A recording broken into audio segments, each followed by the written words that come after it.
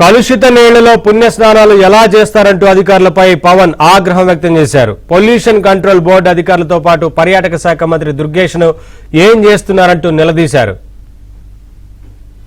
Peak time ఇప్పుడు చెప్పండి. మీరు అలా కాదు, మీరు as I said part of the task team.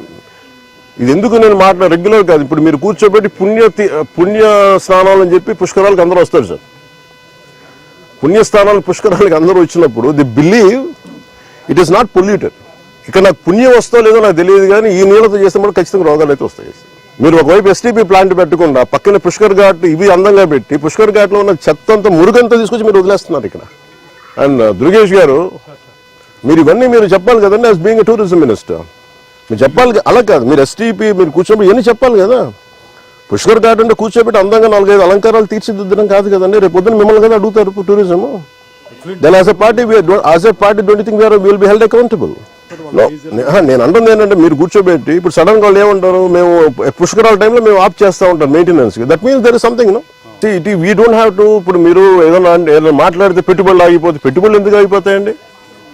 అమెరికాలో పెట్టుబడులు లేవా? యూరోప్ లో పెట్టుబడులు లేవా? పెట్టుబడులు ఎందుకు అవుతాయి? ఇక్కడ ఇప్పుడు నీళ్లు తాగుతారు. మీరు తెలుసు, ఏలూరులో మీకు తెలుసు ఎంతమంది చచ్చిపోయారు. ఎంతసేపు మీరు కులాల గురించి మాట్లాడటం, వర్గాల గురించి మాట్లాడడం తప్ప బేసిక్ కామన్ సెన్స్ అందరికీ ఇక్కడ కూర్చోబెట్టి ఎవరి దగ్గర అందరూ పోతారు కదా అండి.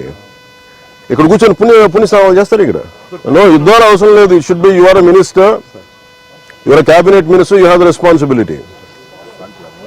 నన్ can keep on questioning us. రమ్మని చెప్పండి, నాతో చెప్పండి ఆ మాట వచ్చి నాతో మాట్లాడమని చెప్పండి, నేను మాట్లాడతాను. I will give them the right logic.